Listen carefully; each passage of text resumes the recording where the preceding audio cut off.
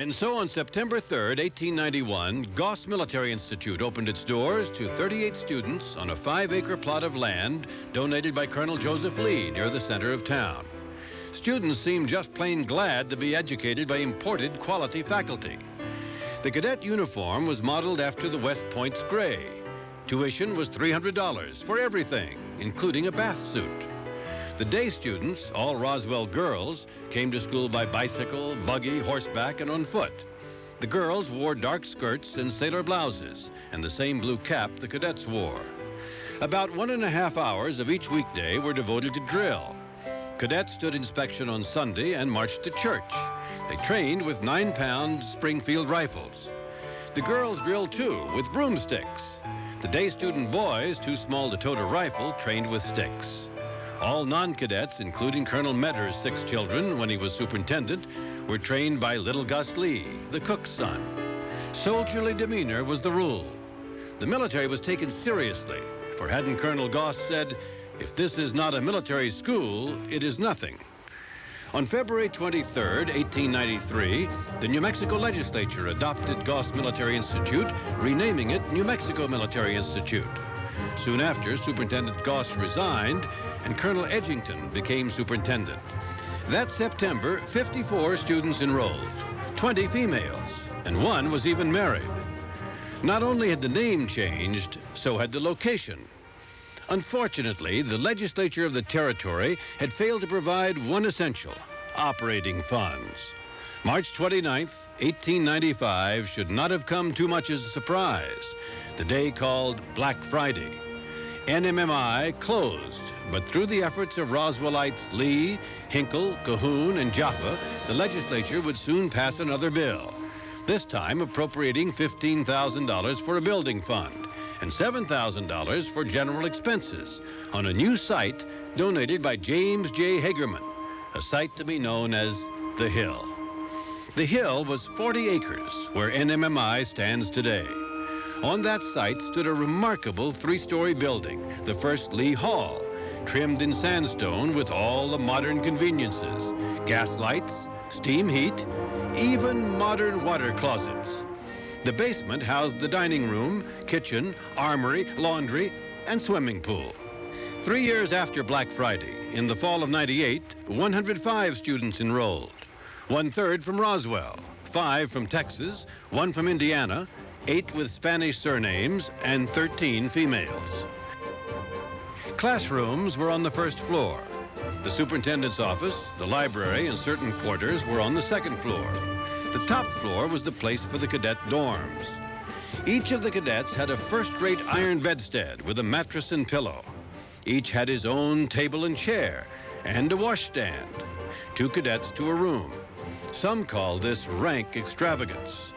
In May of '98, when the governor's representative inspected the institute, he reported back he found the bedding clean and free of vermin, no odor from the closets, and perfect drainage in the bathrooms. Some cadets call that report hogwash. One of the faculty included the very handsome, very mysterious Italian Count Luigi Martini Marsini, the language professor and librarian. No one ever knew much about him, but he was rumored to be quite rich since he sent his clothing out of town to be laundered. A typical day in the Corps began at 6:20 with reveille. Cadets double-timed around the campus, followed by 10 minutes of calisthenics. Breakfast was served at 7. Studies began at 8 and lasted until 3 with a 1-hour lunch. At 4:30, they drilled for an hour. Supper was at 6:30, followed by night study hall. In those days, well, they all marched in, and in a bunch, they marched them from the roof. The organ fell in, you know, at the barracks, and marched there with the drums. And the new cadets had to sit in the middle. Old cadets sat on the end. So when they brought the food in with something they liked, the old cadets would take it. The rats just had to eat what was left. Some said the end of the '98-'99 school year was another Black Friday. For at the end of the first year, the regents voted to eliminate females as day students. Superintendent James G. Medders, a graduate of Washington and Lee, was replaced by Colonel James W. Wilson in 1901. The 99 school year opened with 62 students, 44 of them from Texas. By 1900, the Institute's reputation was beginning to spread. That year, NMMI attracted students from New York to California, from Minnesota to Mississippi. The city of Roswell had grown to 9,000 people, driving 100 horseless carriages. NMMI acquired more lands. Campus buildings, including the first Institute Hospital, were constructed.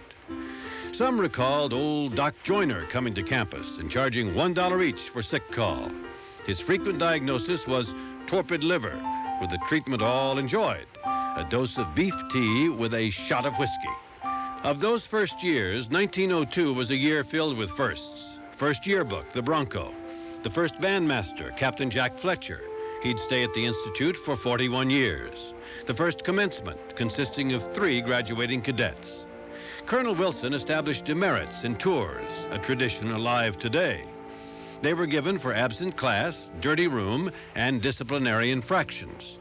Cadet Conrad Hilton received 10 Ds and walked 5 tours for writing on an exercise book. A new commandant was named, math instructor Major Deke Pearson. Through Commandant Pearson and Superintendent Wilson, many military traditions of the Old South found fertile ground in the southwestern desert.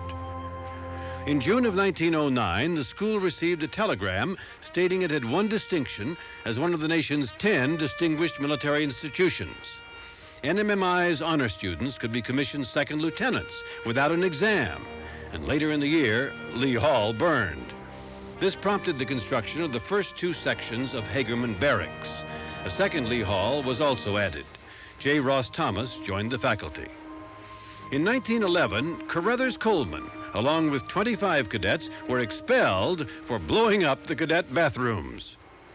Not having any spring break and not knowing anything about it, some of these boys started raising hell, shooting off firecrackers in the barracks and all sorts of commotion.